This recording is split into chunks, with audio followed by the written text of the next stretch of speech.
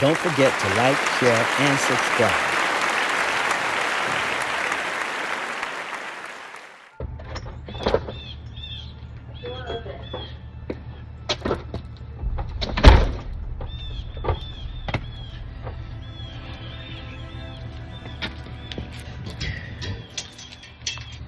Hello, family. How you doing today?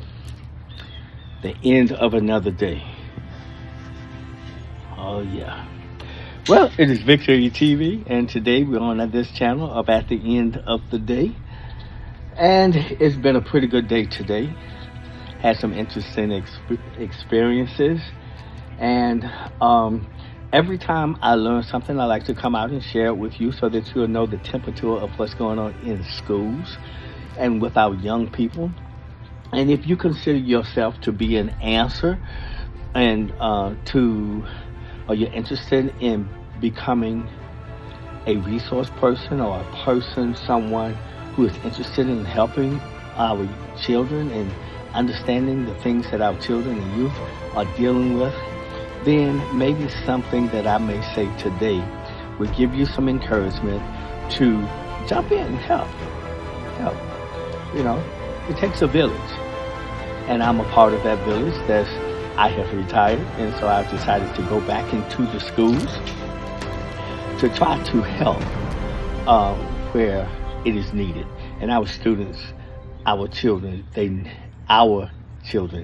for sure, we need help. And we need people who have wisdom, the older generation, to be able to bridge this gap, because we have a lot of children who have raised children, who have raised children, who have raised children. We have children raising children.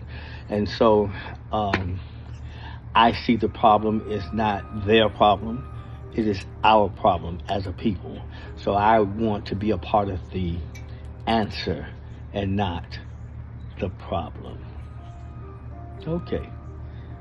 Well, let's think about today. I have a friend. I was talking to him. He's military. He's retired also. He's one of my best friends, I tell you. One of my best friends from Tuskegee. He's military, and he said something to me like, him being interested in being able to help do this, some of the things that I'm doing, and that's helping the next generation. I think he'd be an excellent individual to go into the schools. I love that military background. He is so disciplined and so balanced and have a wealth of information to be able to help these students, and they need to hear it coming from someone like him. And I consider myself also someone who is seriously interested in helping. I always have helping the next generation. I always have. Even when I was a kid, pretty much myself, I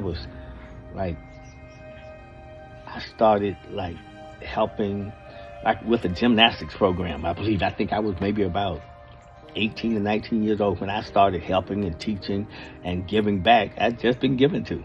Okay, and so I started teaching way back then, working with the youth. I think it was, I can't think of the name of that program, but that was the beginning of me understanding that we're expected to teach. Whatever we've been given, it's been given to us so that we can teach others. And when we learn better, we do better, right? Okay, so this particular guy, I just know that he would be, and I got several friends like that. When I stop and think about my Tuskegee classmates, it's several of us that could just go back into the school system and really make a difference in the lives of these children, females and males, to go in and teach what we have learned at this point in our lives. We made mistakes too. But we can take those lemons and make lemonade, and we can take those mistakes that we have made and try to find the answer. What is the answer to these milestones that we have had to overcome? Okay, so we can take this knowledge back into the school system, even if we do it on a volunteer basis. to go into the schools and set up programs, some way to help. You know, don't make your life too complicated because, as I always say every day, I'm retired. I ain't got to do all that shit. I'm retired. But that which you do give is worth so much. And you don't have to have a whole lot of, problems, but just to be there and you can come away and breathe. Those teachers that's in there, they don't get a chance to breathe. They need us to come in and be able to help them with certain things, even if it's PTA or whatever, to go back into the schools and try to help, because you can make things happen where the teacher can't, because the teacher's scared to really move. And their hands are somewhat tied. Your hands are not tied. You can go in there, you can take it if you want, and you can not if you don't, but you can certainly use the power of your authority and your retirement to be able to make a difference in these young people's lives. Okay? You just got to use wisdom as you do this. Okay, so I'm encouraging you and my buddy, okay, to let's try to make a difference, and especially if we can make it back to Tuskegee and help there, because that's our stomping ground. Okay, so if we can create programs that can get back to Tuskegee to help us raise Tuskegee back to the well-known recognition that its name has already, that's supposed to be a place to where scholars are turned out, where people with pride, we have supposed to have pride about how we have had to come, how we came through Tuskegee and all the people that have come before us. We stand on their shoulders. So it is a part of our duty to do what we need to do. Okay. So today, what happened? I was dealing with a student. This student wasn't doing his work. He was not doing his work, but I thought I had motivated him to a point to where now he's going to do his work, because that was another administrator that had come into my classroom. She's substituting also, but she's retired. I guess she's retired also, but she's back in the school trying to help and make things happen for our children. Anyway, he said, I had just been bragging on him to her, because all of a sudden now, yesterday at least, he seemed like he wanted to do his work. So he came in early in the class, and one of the other students who really is serious about changing and getting ahead and what have you, he said, Miss Ezell, can I come back to your class doing PE? I got a lot of work I need to catch up and do. I said, okay, you come on. Then the other two guys, they raised their hand. They wanted to come too. I said, they're excited about learning. I really thought that, I know that the first one was, and maybe the second one too, but this particular one. So when it came over to him, he was sitting over there not doing his work. I said, what's wrong? What's wrong? Is it something you don't understand? He said, no. I said, well, what's the problem? He said, I'm bored. Now, usually I do some things in the class to make class exciting. Sometimes everyone to cut out the monotony. So, like, we might do something like drills and what have you to get them focused. They don't understand that. They think they're having fun. But what I'm doing, I'm getting that blood flowing to their heads. I'm getting them disciplined to be thinking about exactly what they're doing. I have another reason. They think they're just having fun. Okay. But anyway, he wants it to be like that every day. It's not going to be like that every day. You have a little bit of that, and then I add in the work. It's like honey, vinegar, honey. Okay? So, with this, he decided, I'm bored. I said, son, step outside the door. Like, I'm not going to discuss this, let him waste my time, because that's what it actually is. I mean, you're wasting my time. You've been over here 15 minutes, and you don't even have much more than your name on your paper.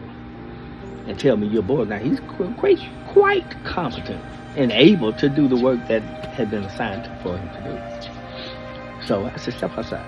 I came outside and talked to him. I said, now, you're saying that your what is boring? He said, my work. I said, that's exactly what I want you to say. This is your work. Let me ask you something. You think I like coming up here to this job? This is work. You think I like coming up here? Oh, you think it's fun and not boring, right? You think that's the reason why I come here? Let me tell you something, son. I'm up here working. Not for me necessarily. I'm up here helping you. I said, when you see those animals outside, they get up every morning or evening, whenever they do it, to go out to kill something. They got to go to work so that they can eat. They got to dig up something, get some worms out of the ground. They got to do something so that they can eat, survive, stay alive every day. And I don't think they think about whether it's boring or not. It's a matter of survival. So what are you talking about that learning your work has to be fun, or it has to be not boring? We're not here to create you're here to do your work, just like your parents. You think your parents like going out to work? They go out to work because they have to take care of you, make sure that you are fed, make sure that you have housing and all these things. They don't do it because they're not questioning whether it's boring or not, or whether it's exciting. They do it because your behind got to eat. And we're trying to get you ready because one day you might be somebody's father. And is that what you're going to say when you have to go to work? Is boring? Let me tell you something. I went to work and I worked to take care of my family. Not because I needed something boring or not, whether it's school and that. I would rather have been at home dancing, but I did not, or teaching dance. No, I had to go into school to teach students who are hard-headed just like you. You think I like this? You think the teachers like this? We like teaching. But when we have some little knuckleheads that's in there that don't want to do their work, because we're trying to teach you how to take care of yourself. Just like them animals go out there in the woods and they got to look for something to eat. They got to put some work in, some sweat in. No worm is gonna come to them and say, please eat me.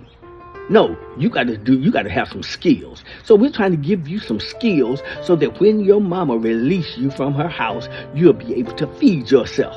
And you sitting up, you got to go to work to feed yourself.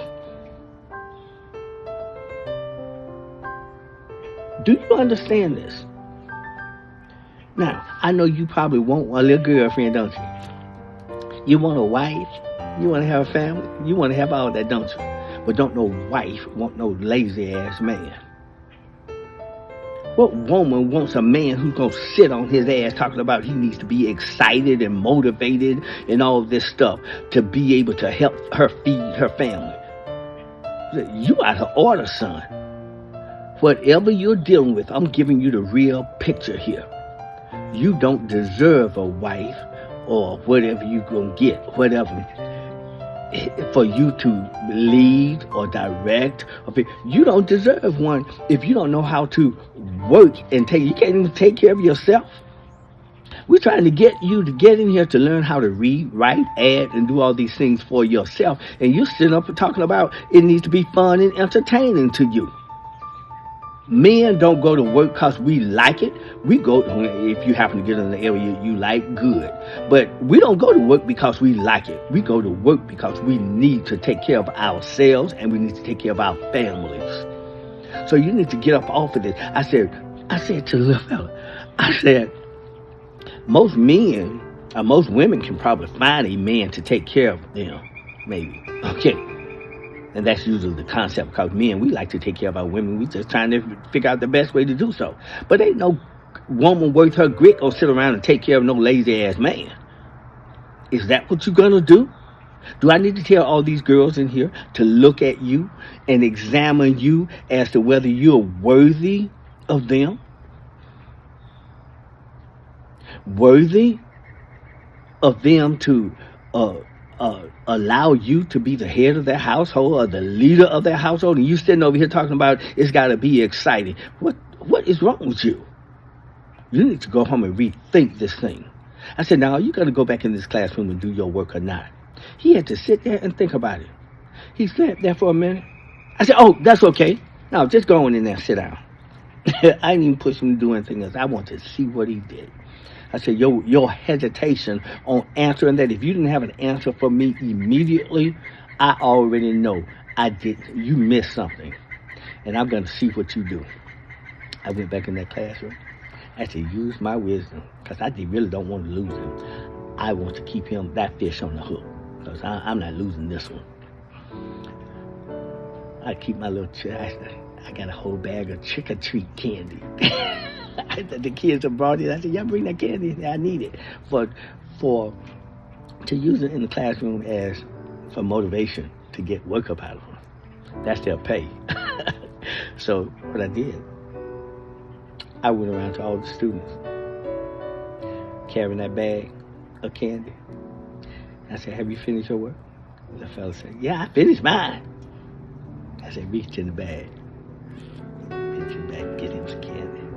I went around through the whole class. And when I got to him, I said, where's your work? He didn't have one to work. I took my bag and went and set my ass down. I hope he got the message. You don't work, you don't eat. The little birds that go out there and scratch the ground and try to find a worm, try to find something, they got to do some work. And you got to get up early. And you can't be sitting here, you're not waiting on a worm to entertain you. You have to go and work if you're going to eat. If you don't plan on eating, or you got to be entertained, I said, that's a problem with this picture. So, little son, how old are you? 12 years old. I said, you're old enough to understand this concept. Now, this is your life. You have to decide. You're setting up a habit right now. I need to. Now, I know you know better than this, and I expect better from you. That's why I'm not going to put you out of class. I'm not going to say anything. I want to see you as a young man make a good decision. I need to see you make a good decision. I already know you're smart. I already know you're capable and you're competent, and you can do whatever needs to get done. And if you need some help, all you got to do is ask me for help. But if you're going to sit here and tell me that this has to do something with you being bored or not, I want to tell him, I don't give a damn about you being bored. But I ain't say that. I said, that is not my concern about, I don't mind doing something that keeps the class exciting. But there comes a time, son, that you just have to work. And I hope this day you figure this out and you hear what I'm saying.